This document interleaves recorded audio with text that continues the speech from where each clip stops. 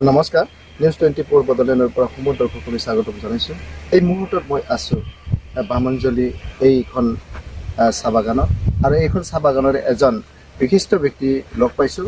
তেখেত হৈছে গেৰু সিং ৰাজপুত আৰু তেওঁ এজন বিজেপিৰ কৰ্মী আৰু বিজেপি কৰ্মীৰ হৈ তেওঁ এইবেলি সমাগত যিটো বিধানসভা নিৰ্বাচন সেই বিধানসভা নিৰ্বাচন তেওঁ এজন প্ৰাৰ্থী প্ৰত্যাশী হিচাপে থিয় দিবলৈ ওলাইছে পানেৰী সমষ্টিত বিধানসভা সমষ্টিত।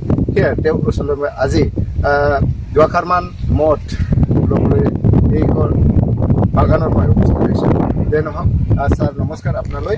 এই মুহূৰ্তত আপুনি যিহেতু এজন বিজেপি কৰ্মী, তাৰপিছত আপুনি বিজেপি কৰ্মী হিচাপে আপুনি সমাগত যিটো বিধানসভা নিৰ্বাচন সেই বিধানসভা নিৰ্বাচনত পানেৰী সমষ্টিৰ পৰা আপুনি যিহেতু পাৰ্টী প্ৰত্যাশী হিচাপে থিয় দিব লৈছে, এই বিষয়ে আপুনি বৰ্তমান বিজেপিৰ পৰা টিকেট যিহেতু লাভ কৰা নাই, লাভ কৰিব সমাগত বিটিচি নিৰ্বাচনত, তেনেস্থলত আপুনি আপোনাৰ কিমান আশাবাদী?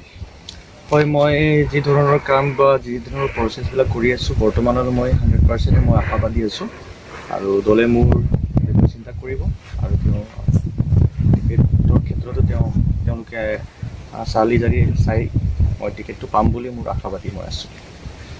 এইটো মুহূৰ্তত আপুনি যিহেতু বিধানসভা সমষ্টিৰ কাৰণে এজন প্ৰাৰ্থীৰ ৰূপে থিয় দিবলৈ বিচাৰিছে, এনে ক্ষেত্ৰত আপোনাৰ যি সমষ্টি পানেৰী সমষ্টি, এই পানেৰী সমষ্টি ক'ব গ'লে আপোনাৰ সমষ্টিখনে ইণ্ডো ভূটানৰ এটা বৰ্ডাৰ আৰু সেই ইণ্ডো ভূটানৰ যিটো বৰ্ডাৰ ইয়াত ডাঙৰ এটা সমস্যা এটা দেখা দিছে। প্ৰত্যেক বছৰে সেই সমস্যাত ভুগিবলগীয়া হৈছে, হাতী আৰু মানুহৰ সংঘাত আৰু আপোনালোকৰ এইখিনি অঞ্চলত খোৱা পানীৰ অভাৱ। সেইবিলাক অভাৱ আজিলৈ আমি দেখা নাই বা এতিয়ালৈ কোনো এটা চৰকাৰে এইখিনি ব্যৱস্থা কৰি দিয়া নাই, সেইটোৰ পৰিলক্ষিত হৈছে। যিহেতু আপুনি ইয়াৰ স্থানীয় বাসিন্দা হিচাপে যিহেতু আপুনি যদি আপুনি টিকেট পায়, আপুনি প্ৰতিদ্বন্দ্বিতা কৰি যদি জয়যুক্ত হয়, সেইবিলাক সমস্যা আপুনি কেনেকুৱা দূৰ কৰিব? হয়, এতিয়া আমাৰ দেখিবলৈ পাইছোঁ, মই যিহেতু আমাৰ ইয়াৰে নিবাসী হয়, আমি বিভিন্ন জনগোষ্ঠী বিভিন্ন মানুহৰ লগত আমি কথা বতৰা কৰোঁ। যিহেতু বিভিন্ন সমস্যাবিলাক আছে, হাতী মানুহৰ সমস্যাটো বহুত আগৰ পৰাই আছে আৰু এতিয়ালৈ আছেই, আৰু পানীৰ সমস্যাটো আমি দেখা পাওঁ।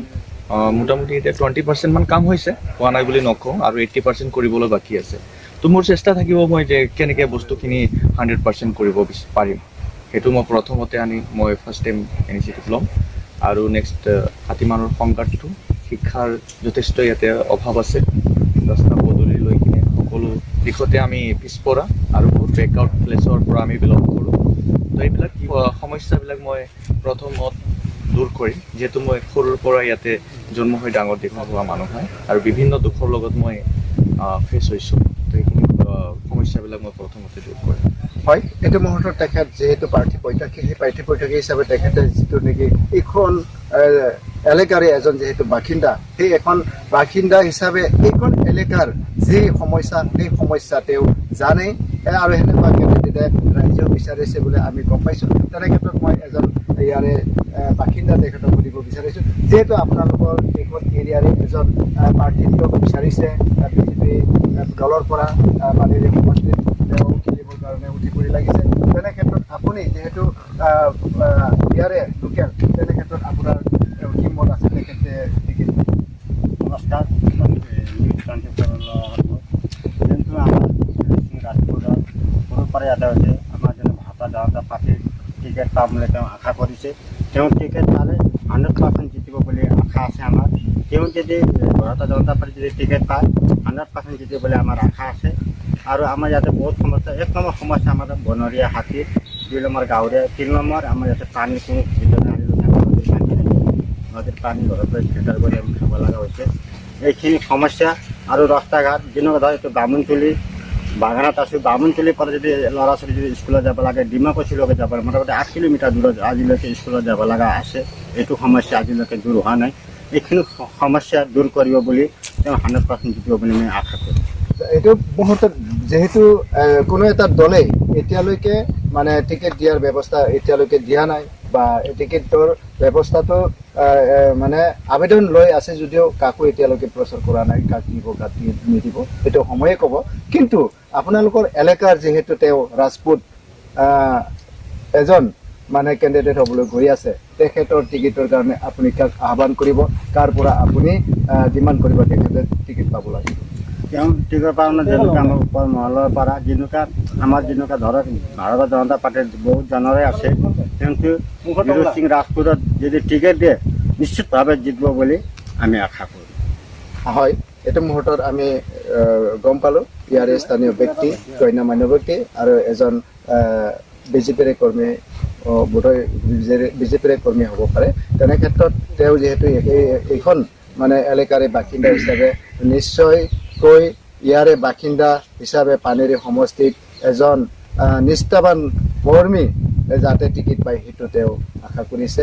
তেনে ক্ষেত্ৰত স্থানীয় বাসিন্দা হিচাপে ইয়াতে ওলাইছে আমাৰ গিৰু সিং ৰাজপুত ভাৰতীয় জনতা পাৰ্টীৰ তৰফৰ পৰা বিধান আগন্তুক যিটো সমাগত BTC নিৰ্বাচন, সেই BTC নিৰ্বাচনত তেওঁ ভাৰতীয় জনতা পাৰ্টীৰ পৰা টিকেট লাভ কৰি পেলাই প্ৰতিদ্বন্দ্বিতা কৰাৰ কাৰণে তেওঁ মনোপুত কৰিছে আৰু তেওঁ সাজু হৈ আছে। সেইটো আপুনি কিমান সাজু এতিয়া আপোনাৰ ওচৰত আহিছোঁ? নমস্কাৰ, বড়োলেণ্ড 24 নিউজ চেনেল তাৰ পৰা মই এই নিউজ চেনেলৰ পৰা মই দ্বাৰা জনাব বিচাৰিছোঁ মই 100% মই আশাবাদী আছোঁ আৰু মই আমাৰ ভাৰতীয় জনতা পাৰ্টীক মই জিকাই লৈ যাম, মোৰ ফুল কনফিডেন্স আছে। হয়, এইটো মুহূৰ্তত তেওঁ কনফিডেন্স কৰিছে আৰু তেওঁ আশাবাদী আছে। পানেৰী সমষ্টিত তেওঁ ভাৰতীয় জনতা পাৰ্টীৰ পৰা তেওঁ জয়লাভ কৰিব, তেওঁ আশাত আছে। আৰু এজন ভাৰতীয় জনতা পাৰ্টীৰ কৰ্মী, তাৰপিছত এইখন এলেকাৰে তেওঁ এজন গণ্যমান্য ব্যক্তি, সকলোৰে ৰাইজৰ মাজত ওতঃপ্ৰোতভাৱে জড়িত তেওঁৰ ওচৰত গৈছোঁ। আপোনাৰ যিহেতু কেণ্ডিডেট আপোনাৰ ওচৰতে আছে, যিহেতু তেওঁ বৰ্তমান কেণ্ডিডেট হ'বলৈ গৈ আছে পানেৰী বিধানসভা সমষ্টিত, তেনে ক্ষেত্ৰত আপুনি তেওঁৰ যিটো নেকি পাৰ্টী প্ৰত্যাশী হিচাপে টিকেট পাবৰ কাৰণে সক্ষম হোৱা নাই যদিও হ'ব পিছত, কিন্তু সেই সক্ষমটো টিকেট পোৱাৰ সক্ষমতা আপুনি কেনেকুৱা আহ্বান কৰিব, কাক আপুনি আহ্বান কৰিব? নিউজ 24 বড়োলেণ্ডক নমস্কাৰ।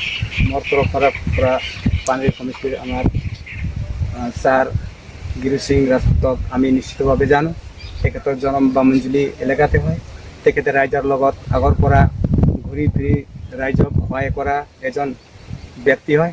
তেখেতক আমি ভালকৈ জানো। তেখেতে ৰাইজৰ কাম কৰিব বুলি নিশ্চিতভাৱে আশা। ইয়াতে আজি সমস্যা হৈ আছে, ৰাইজৰ কাৰণে সমস্যা, এইটো সমস্যাটো কেতিয়াও দূৰ নহয়। তেখেতে যদি নিশ্চিতভাৱে জিকে ৰাজ্যৰ সমস্যা দূৰ হ'ব বুলি নিশ্চিতভাৱে আমি জানো। তেখেতক এবাৰ পানেৰী সমষ্টিৰ পৰা বিপুল ভোটত জয় কৰিবলৈ আশা, ৰাইজৰ বহুত আকাংক্ষা আছে, নিশ্চিতভাৱে জিকিব।